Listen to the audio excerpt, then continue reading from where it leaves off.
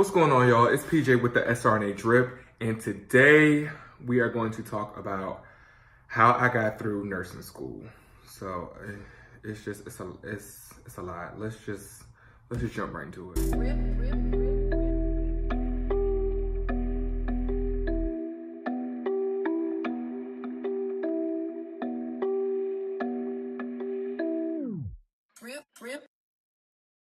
Okay, let me just start by saying this.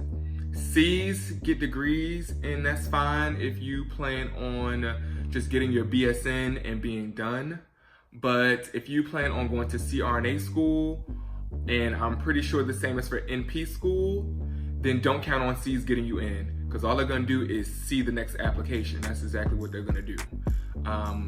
So I would advise you, one, to stay really diligent about keeping your GPA high during your prerequisite courses, especially your science classes. You have to make good grades in your science classes.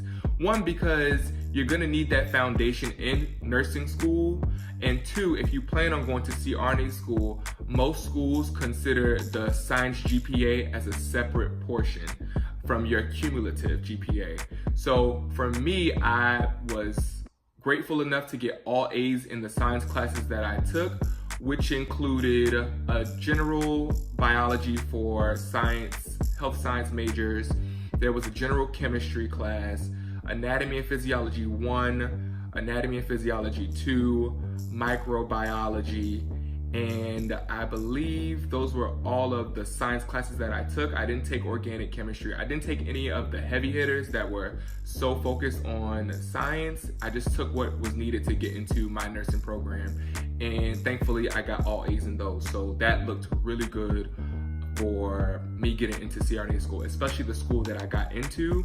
That was one of the things that they mentioned during my interview. They were like, you have really good science grades. And I was like, thank you. So be very, very diligent about those classes. Secondly, there is a huge transition from the way that you learned before nursing school to the way that you learn and study in nursing school. One, you have to read for comprehension, period. You cannot read to memorize information. There's just too much information to try to memorize. Some things you may be able to memorize as far as a mnemonic, or if you come up with a slogan for something, yeah. But for the most part, you're going to have to read to understand the concepts. And that's one thing that I wish I would have known before going into nursing school, because on a test, they're not going to ask you, what is the name of this? They're gonna ask you something off the wall that you're going to have to use the information that you learned in the book to piece together to find the correct answer in one of those 4 or 5 or select all that apply answer choices.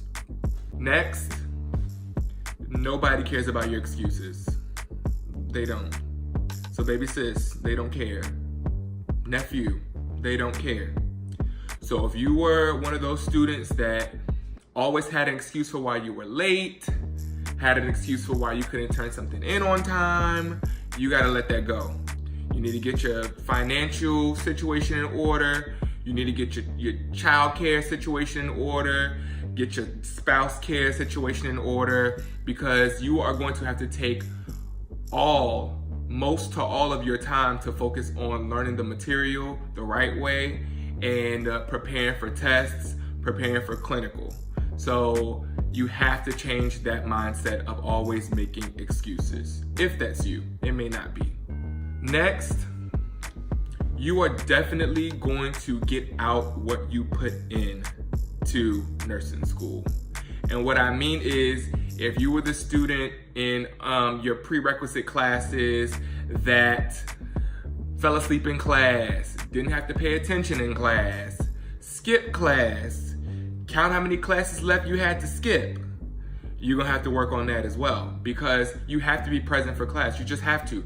There's too much information that you can miss in one class that you'll spend the rest of the semester trying to catch up on information that you missed from that one class.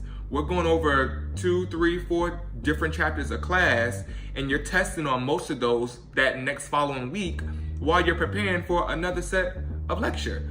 So You have to be ready to be in class every day, ready to learn, ready to take notes, ask questions, and sit in the front, okay? Something else that you have to be ready for is facing failure. It could be a test, it could be a class, it could be 2 classes. You have to be ready to face failure in nursing school, because in order to move on, to better yourself, to make sure that you don't fail that next test or that next class, you have to embrace the fact that you failed, to recognize what you need to work on. If you go about that failure saying, okay, well, I'll just do better the next, I got the next test, I got 3 more tests to make it up.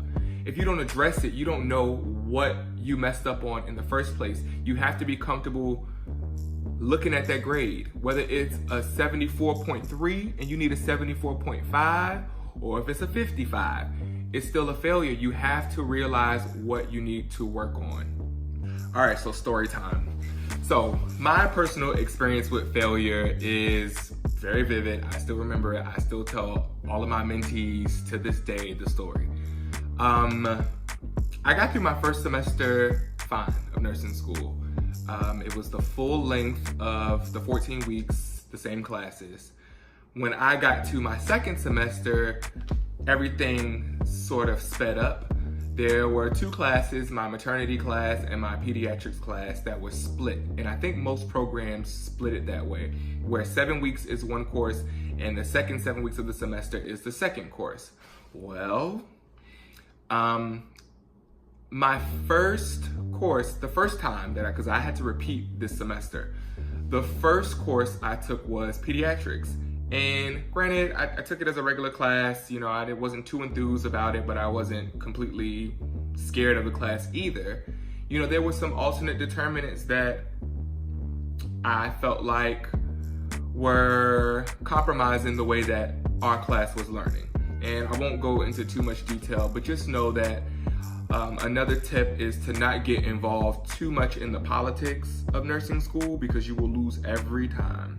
So you need to just focus on what you can control and leave it at that, okay? Everything else, you gotta just take it with a grain of salt.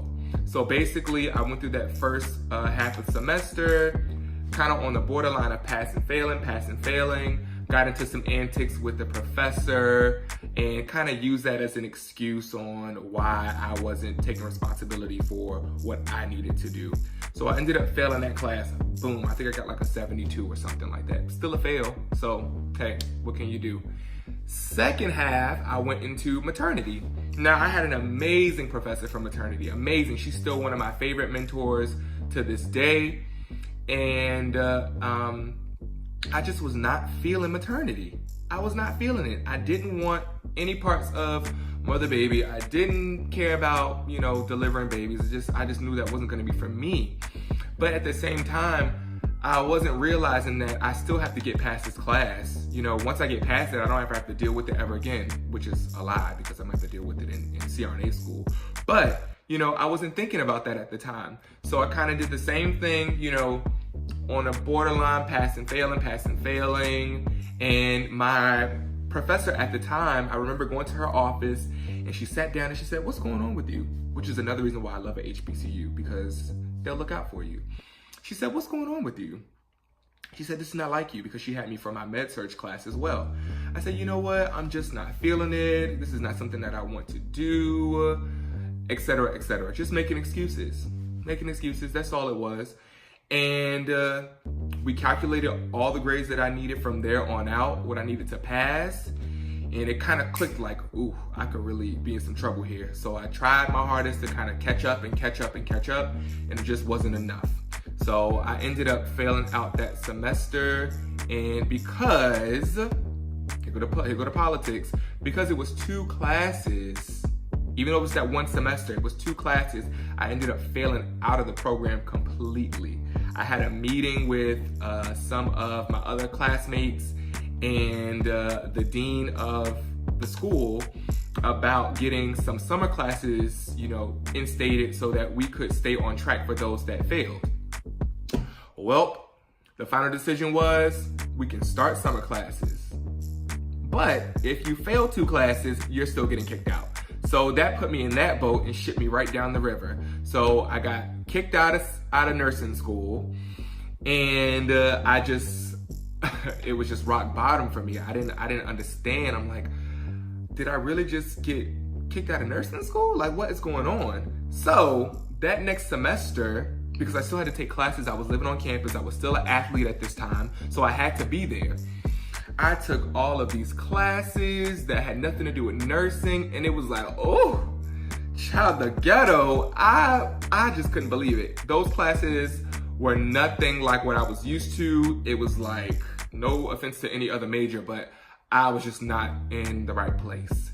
So that sparked a whole nother level of drive, a whole nother level of determination. And I remember I had to get reinstated. I had to write an essay. I got back into the program and I took off like a rocket. I was so focused, and I vowed to go into every class as if that was the kind of nurse that I wanted to be. And that's what I tell a lot of my mentees who are kind of in the same boat where I'm not really feeling this class, I don't like it. You have to go into that class as if that's the kind of nurse you want to be.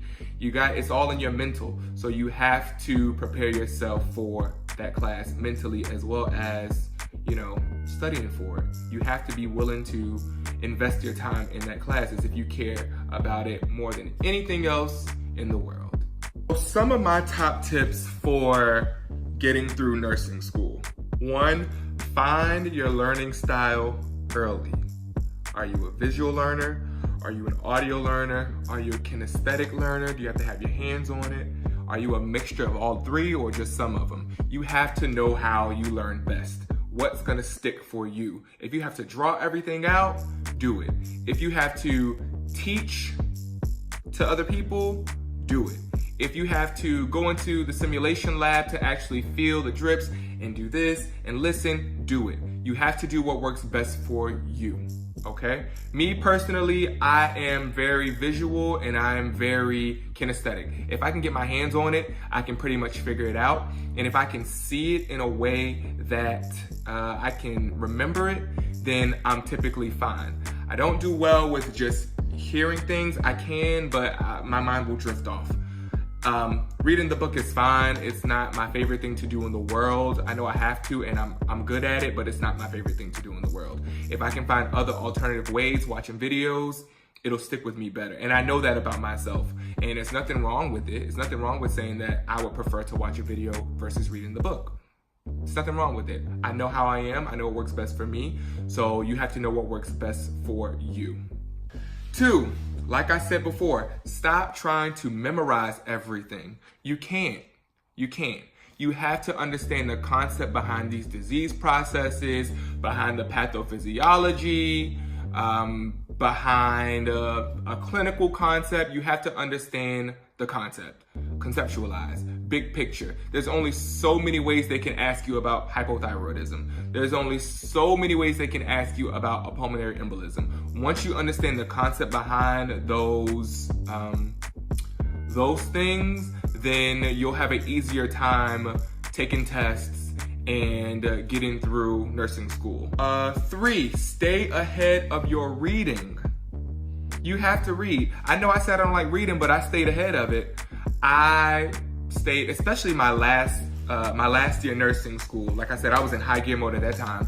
So when it was summer break, I was making sure that I read maybe a chapter every 2 days or something like that, and take notes to make sure that when class started, I had already seen that material before, so it wasn't brand new and it wasn't like a shell shock, like, whoa, what is this? I had already seen it, so that would be my second time reading it, and I could focus on putting it in a way that made sense to me, so that way when it was time to look at it on a test, I would know it pretty much in my own words.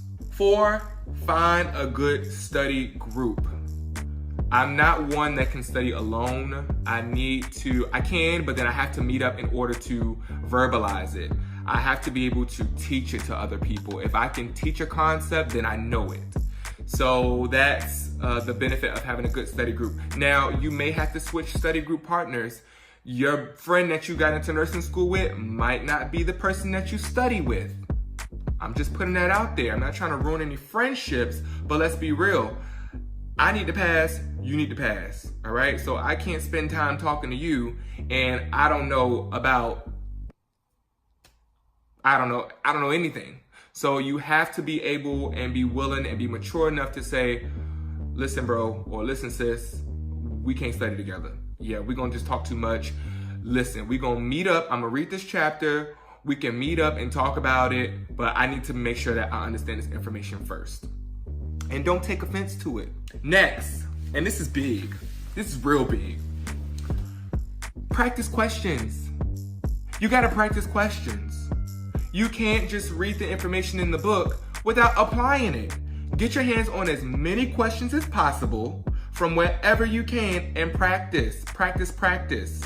If your school uses Elsevier or if they use HESI, ATI, whatever they use, get your hands on those questions and look at the rationales, because you can use those as notes to study from. When you're practicing questions and you get an answer wrong, use that rationale as a note.